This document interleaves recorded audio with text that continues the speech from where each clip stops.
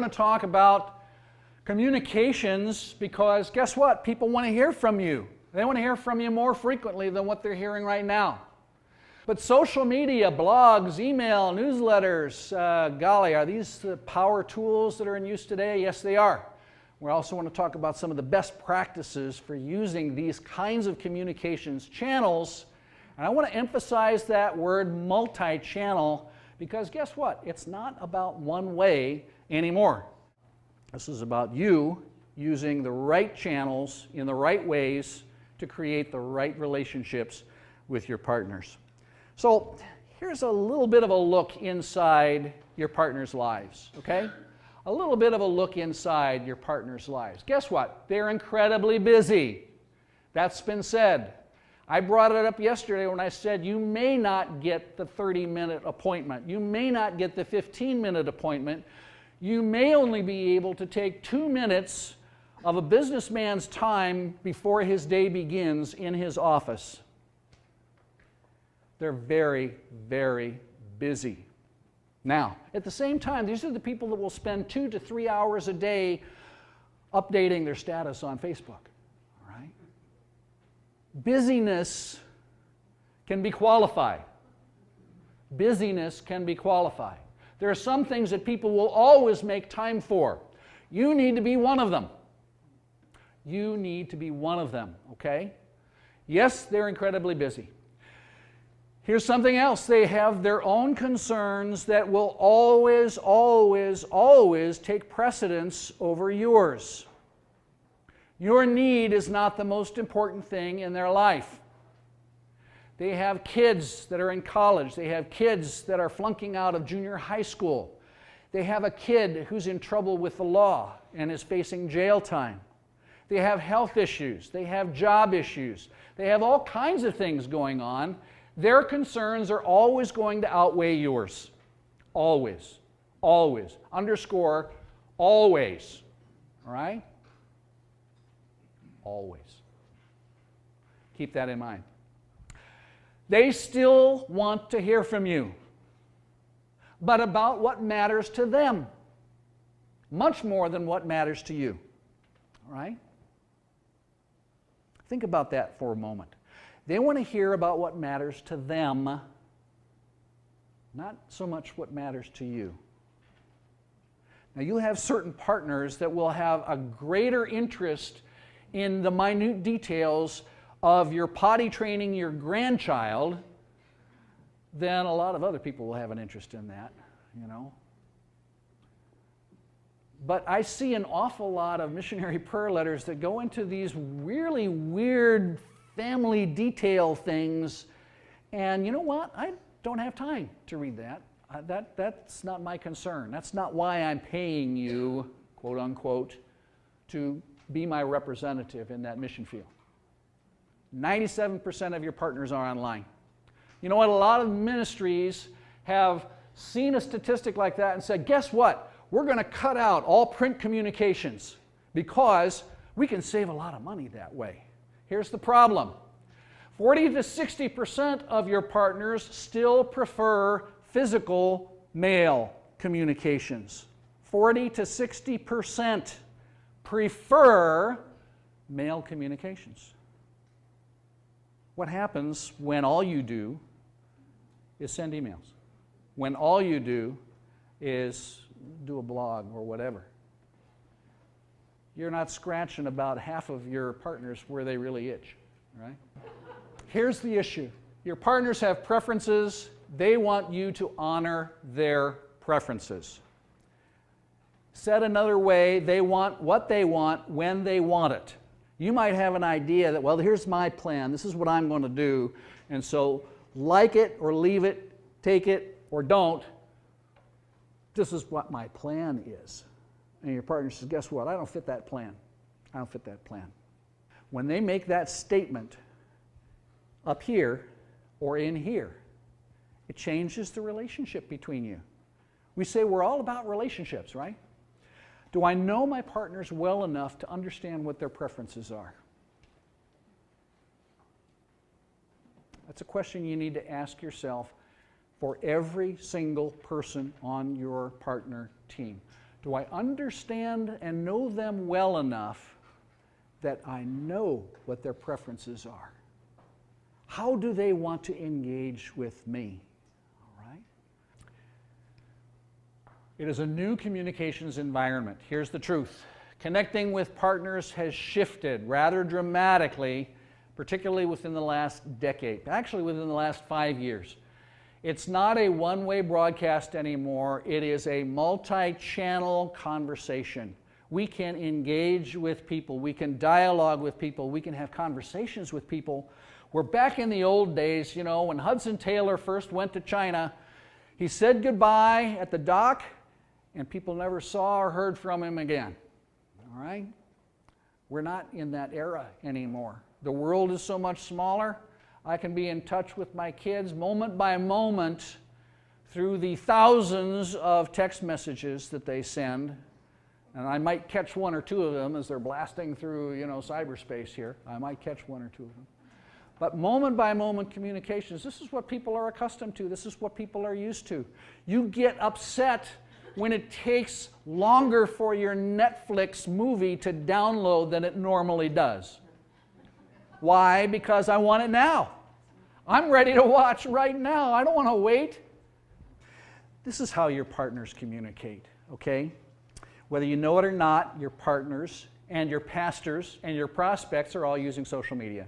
You got to come to grips with that. Here's the reality. The new gathering place is online social media like Facebook and Twitter. Some of you are doing Facebook. Are you doing it strategically? Are you doing it with ministry in mind, or is it just a place to gather and connect with your old high school buddies? Right? Think about that. Some of you are using Twitter, but you're twittering that, you know, the restroom in the guest house is out of toilet paper. What to do? What to do?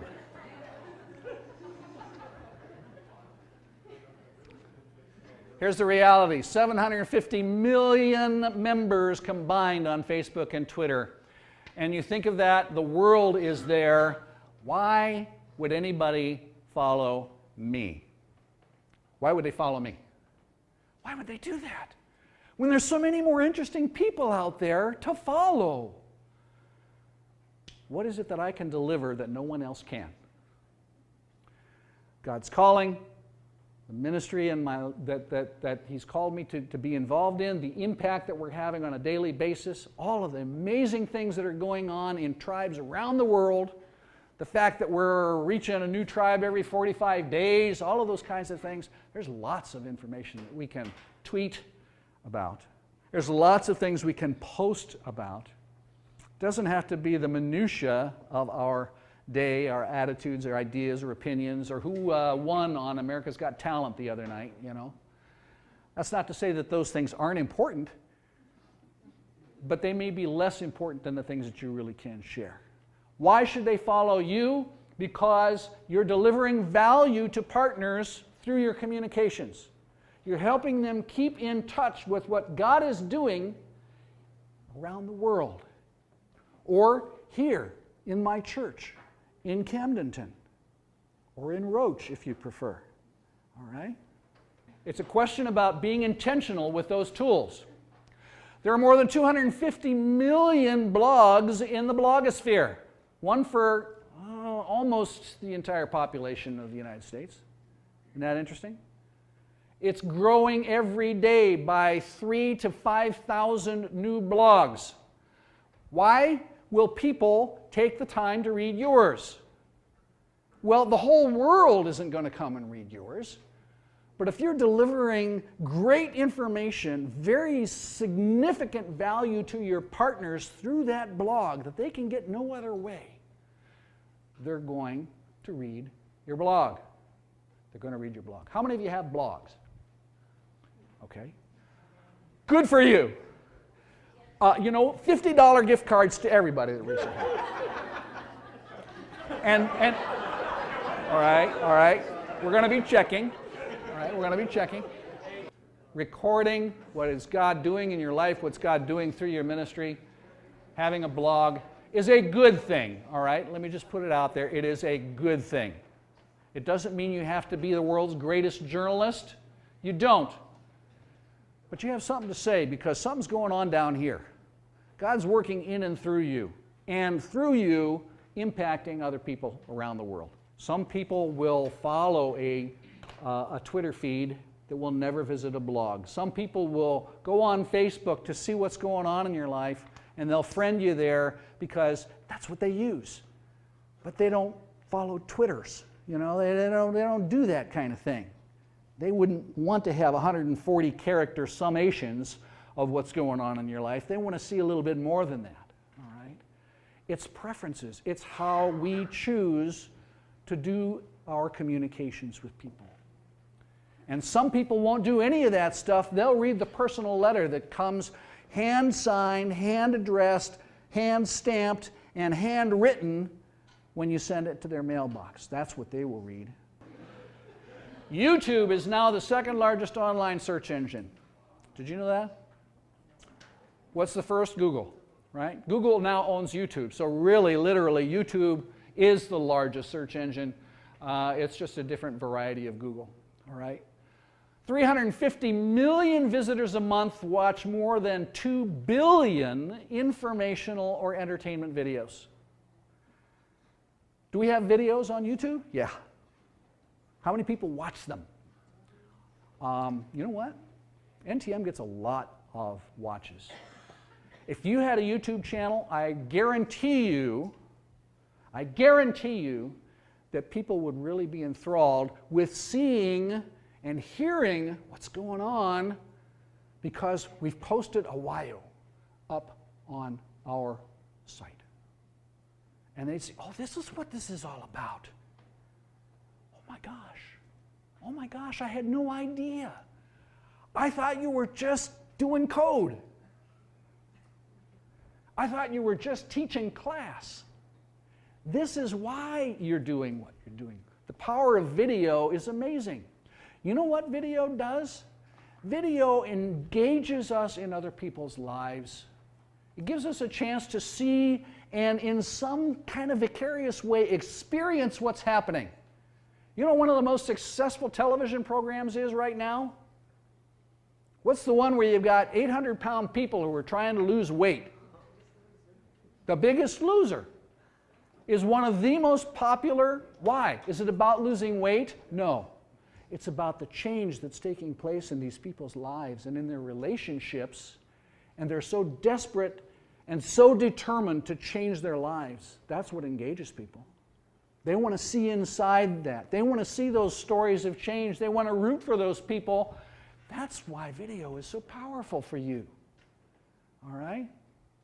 Do you have to hire a 4-camera crew to do a video for you? No. You can walk around with one of these little flip cameras, you know, and show the students that you're working with, interact with them, do a little video and saying, hey, tell me what you liked about your class this year. Don't tell me what you hated. No, tell me what you hated too. And you can put those kinds of things into your web page. You can put those kinds of things on your Facebook page. You can embed those in your blog and all kinds of things. Why? Because people love video. They love video. 92% of Americans have mobile phones. Most of you have mobile phones. 100 million are smartphones. What's that mean? What's that mean? That means that I can read your stuff, I can go to your Facebook page, I can get your tweets, I can visit your website, all on my phone. My goodness, I'm connected with you 24 hours a day. Is that real partnership? Here's the interesting thing about it. 185 billion mobile text messages are sent every single month. My daughter sends 90 million of them, all right? It's true. 185 billion text messages. You know who one of the greatest texters is that I've ever known? He sits over there, all right? He's always texting. You always know what's going on in Dave's life, if you happen to be on his list. Here's the interesting thing. 90% of text messages are read within 1 minute of receipt. Will they read text from you? Absolutely they will. If there's value in the relationship. They will read your texts. And they will see texting, they will see that kind of instant communication that you have with them as value. You know what? This is a missionary that tells me what's going on. I mean, I'm always hearing from them. I'm hearing from them, weekly, sometimes daily, about things that are going on in their life, and through the ministry that I've invested in. Man, is that cool? Man, is that cool? And some will say, go away, leave me alone. What's the key? Understanding the preferences of your partners. Understanding those preferences. When it comes down to communications, you need a plan. A plan. When you are talking about communicating with your partners, failing to plan is planning to fail. Right? If your goal is creating high value in the relationship with your partner team, a goal is the end to which a plan takes you. Your plan should incorporate all of these various channels so that they amplify each other, and the person who just loves you to death and wants to hear anything from you will be so overwhelmed with how well and how frequently you communicate that they'll probably die and go to heaven. All right? So when you offer them a variety of choices, they really, really, really appreciate it. All right? Newsletters, video, social media, mobile texting, email, direct mail, printed newsletters, all of those different things that we can do. And you say, I don't have time for this. How the heck will that work for me? That's why you need a plan. All right? Let me show you a comprehensive partner plan. All right? This is real simple. Let me show you an example, okay? Here's a missionary couple that started raising their support last October. And they have a printed, this is not your organization, this is somebody else. You see, it's a missionary appointees to Honduras. They started raising support in October, and they started by sending in the newsletter, which everybody does. Okay, so they sent out newsletters. And then they decided, okay, we need a website. So they put up a website. And their website is done in partnership with their sending organization. All right, so you see information about them. You have their story. You have this, you have that. You have everything else that a website normally has. Okay, so there's a website. And then you have video that appears on their website. Guess what? They took a field trip to the field where they intend to go, and they wanted to show people, this is the work that we're going to be doing together among these people. This is what they experience. This is what their life is like. This is how your gifts can make a difference. This is how your partnership is going to impact these people's lives. Oh my goodness, video is huge. Isn't it amazing? So then what happens after that? Well, it's real simple. They put up a Twitter feed, and they started sending out information to people on their file who were very interested in getting 140 character snatches of information about what was taking place in their lives and in their ministry and while they were raising support. Then, what else did they do? It was very interesting. They put up a Facebook site, and then their Facebook site, what's their focus on? The kids they're going to be working with in Honduras. This isn't a picture of their dog or their house or any of those kinds of things. They put information up there that says, hey, this is the Wells family. We're missionaries to Honduras at this organization, and we studied biblical studies at this place, and this and that and everything else, and we're currently, raising support, et cetera, et cetera, et cetera, et cetera. And in no time flat, they got 542 friends. 542 friends. Some of you said, I don't have any friends. I have 12. All right? I don't have anybody that I can talk to. I don't have any family. They don't like me for what I'm doing. If you have no family and you have no friends, this is really difficult, okay? This is really difficult. But your friends have friends, and your friends have family, and they have friends, and they have family, and they have all kinds of connections, and in very little time, you can find yourself creating a network of people who become prospects to share in your ministry, to share in what God is doing. And it gives you an opportunity to keep them involved and engaged, all right? Now, there are people out there who have a lot more friends than I do or that I ever will. And, you know, this is about after 2 or 3 months worth of work to try and build network. And they got 542 friends. Pretty good. Pretty good. It doesn't stop there, all right? So there's Facebook, there's Twitter, there's websites, there's video, there's printed letters. Let's see what else. Guess what? Christmas cards, special kinds of communications that you can do to send a seasonal message to people, etc., etc., etc. This was a printed Christmas card that they put out and let people know, hey, this is what's going on, this is what's going on, this is what's going on, this is what's going on. Thank you so much for being part of my partner team. All right? That was the letter that accompanied the Christmas card. Then over comes, guess what?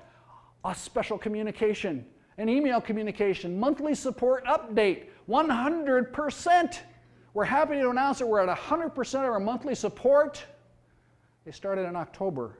This went out in March. This went out in March. Okay? This went out in March. An email communication that they also mailed out to the people who didn't want email. The people who, like I said, really love to get printed pieces, etc. We got that 100%. Then, guess what? It's time to raise the $15,000 that we need to get to our location and establish ourselves and set up housekeeping and get a vehicle and all that kind of thing. They found a donor who said he would match dollar for dollar up to $8,000 until May 31st. That's today. Interesting. Interesting. They made that information available in their regular prayer letter. They sent it as an insert. And then they put it up on their website, so it's there on their website. And they talked about it on their Facebook page. And they let people know about it on their Twitter feed. And within about 2 weeks, here's an update. Hey, guess what? This is where we're at. So far, we have $1,200 towards our matching gift. All right? So that means we got $2,400 that's been raised so far.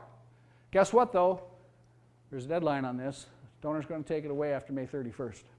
Interesting. Matching gift ends May 31st. Another reminder. You know, here's a series of things that happen within about a 6-week period of time to let people know this is what God is doing. Is that over-communicating? No. It's helping their partners who've invested in them going to Honduras know exactly where they are, exactly how it's going, and exactly what they need to be able to still get there. All right? Are they asking? Are they making appeals? No, they're sharing information and letting people decide for themselves. But people know exactly what's going on. So the point of it is it's pretty easy. Now there's a young couple with 2 young kids, and they're just starting out, and they're trying to do it all. They're traveling, they're going here, they're going there. They're able to make a lot of things happen using these kinds of tools. You have these kinds of tools. You have templates that are built for you. You have, Twitter that's available to you. You have videos that are available to you. You have great materials like these kinds of things that have been printed for you. You have so many resources to be able to share with your partners and help them see exactly what partnership means. What does partnership mean? And what will work for them? What works for you? Well, I think there's a variety of things. Yes, physical newsletter, email newsletter, personal email, blog, Facebook updates, Twitter, text, phone messages, etc., etc., etc. I'm not going to tell you how to do these things. I'm going to tell you why you need to do these things. It's because somebody wants those physical newsletters. Somebody prefers email. Somebody loves it when you send that handwritten personal letter to them. All right? They like personal email that says, Dear Jeff and Lynn, not Dear Partner Team. I'm not a team. I got a name. Know who I am. It's one of the biggest complaints that we hear from partners. They feel like numbers. They feel like numbers. They don't feel like individuals when they hear from the missionaries, or when they hear from the missionaries organization either. Blogs, Facebook updates, Twitter, text, phone messages. What's the best way to do these things? You know what? You don't have to do everything all of the time. You put a plan together that says, this is what I can work on. This is what I can make work for me. I can do a physical newsletter 4 times a year. That's what most people are doing right now anyway. I can do an email newsletter 4 times a year. I don't have to worry about getting anything printed. Well, guess what? All of a sudden, we're at 8 contacts there with people. I can do personal letters 1 or 2 times a year to everybody on my partner team. You know what? Most of you guys have a really small partner team. You're talking about 30 or 40 people. Man, I had 387 people that supported me. Doing personal letters to them, my hand still feels that signatures, those address letters, all of that stuff, and it's been a long time since I had to do all of those things. 1 to 2 times a month for an email. How long does it take? You can dash off an email pretty quickly. You can embed a photograph in it pretty easily. You can even put a link in it that'll take people to a video or to a web page very, very easily. You can do a couple of those a month. Update a blog once a month. That's not too hard. I can do that. I can spend a Saturday afternoon, you know, and I can update my blog. 4 times a week Facebook updates that have meaningful stuff about your ministry. That's easy to do. Twitter, once a day, once a day, once a day. Doing a text or a phone message, calling people up and saying, hey, just wanted you to know that I'm thinking about you. I really appreciate you. Those are easy to do. You just need a schedule for them. By the way, one of the best things, and some of you do a lot of travel. Anybody here remember the name Josh McDowell? Josh used to travel heavily doing his campus talks and going overseas and doing that and doing all of that kind of thing. What Josh would do is he'd go on the plane before anybody else, and he'd go into the backs of the seats and he'd pull out the barf bags, and he would, during the course of the flight, handwrite notes on barf bags to his critical donors. And he just wanted to say, dear Jack and Mary, I'm so sick it's been so long that I haven't seen you. Want you to know that I'm thinking about you and praying for you. Fold over that barf bag, put a stamp and the address on it, and it's gone. Do people remember that kind of a communication? Josh never had problems raising support. I'll just tell you that. There's lots of things that you can do. What works for you? Put your plan together. Think of who your audience is. Who's my audience for this? It's not going to be the guys who don't like emails, all right? I'm going to do this to the people who like my printed materials. Have an objective for it. Know this is why I'm sending this, and I want you to understand why I'm sending this. Plan your frequency for these things. I'm going to do 4 of these a year. When am I going to do them? Well, I'll map that out in a minute. Know what channel you're going to use for that particular audience and when you're going to make that happen. How is it going to be delivered? Is it electronic? Is it snail mail? Is it FedEx? Is it I'm going to land on your front porch and we'll sit down and talk and have coffee? All of these things matter. Here is how you pull it all together. A critical tool. It's called a communications matrix. You get overwhelmed when you think about all of the stuff that you can do. What are the things that you will do? Well, make a communications matrix. It's very simple. I'll point it out to you here. On a matrix like this, I've identified the different audience groups that I want to communicate with. I have some people on my file that are major givers. They're major givers. Then I have all of the givers on my file. Then I have my prayer partners. And then I have all groups together, everybody. All right? This is just a very simplistic look at how you might break down your audience. So, I've color-coded them. Each one of them has their own color. Then, I simply set up a little calendar here. Little calendar, January, February, March, April, May, June, etc., all the way across. That's simple enough to do. Anybody that does Excel can make this stuff work very easily.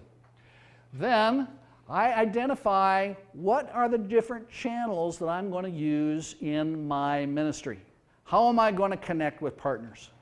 So, quarterly newsletter, personalized letters, email updates, website updates, support renewal opportunities, a Christmas card, a thank you gift, a special prayer focus that I want to do. Name it whatever you want to do. Identify how you're going to communicate, and then simply map it out. Map it out. When are these things going to happen? If it's a quarterly newsletter, that means 4 times during the year. Which months is it going to be? If I'm doing a personalized letter, I want to do 3 of those during the course of the year.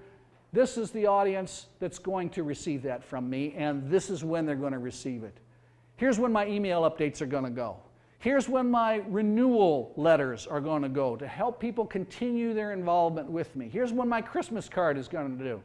Maybe I'll do Christmas in July. I don't know. But I just plan it out. That is the significant issue. If you have a roadmap to follow, you won't get lost. I guarantee it. I use precisely this kind of thing to manage communications for a whole bunch of clients. Some of them who do all kinds of different things on a monthly basis. All right? I've used this kind of tool ever since I started raising support, and it has made a world of difference. A world of difference. Do you occasionally miss a target? Do you occasionally miss a deadline? Yeah, you do. But it shouldn't paralyze you. You shouldn't say, oh, I missed that one, I'm never doing it again. You know? You move on, you move on, you move on. The point of it is that you can manage a very significant level of connections with your partners simply by having a good plan to follow and taking advantage of the tools. Now, back to the tools for just a minute. As I said earlier, your notebook shows you a lot of the things that exist through NTM for you to be able to use. Take advantage of that. Oh my goodness. Take advantage of that. They're well branded. It gives you credibility. They look great. It's fill in the blanks kind of stuff. You have resources at your disposal. If you don't take advantage of those resources, I don't want to make it sound too ominous, but let me put it this way. You're condemned to doing what you have always done. You know what that definition of insanity is? Doing what you've always done over and over and expecting different results. All right? If you want different results, take a different road. Do things differently. All right? Connecting with your partners is one of the most important aspects of your ministry. Because if you don't connect with your partners, you won't have any partners and you won't be able to do, quote, your ministry. They are your first and most important ministry. Those are the lives that you can directly impact. You can directly engage. You can enhance their view of themselves and their role in God's kingdom because you are the connecting point. That is where your most powerful ministry is. First with your partners. And that is what enables you and them to have an impact in the lives of people all over the world. Any questions? All right, I have a couple, and I'm going to put them up here on the board. I want you to ponder these. Are you using the tools and special formats that are provided by your ministry to help with your communications? Why or why not? I want you to honestly consider that and think about that and come up with an answer. And if you have an answer that says, you know what, I don't really know why not, take advantage of what's there, okay? Secondly, discuss how social media are changing the landscape for partner communications. Is it becoming easier or harder for you to keep up with all of that? And does it matter if you keep up, all right? 2 questions for consideration.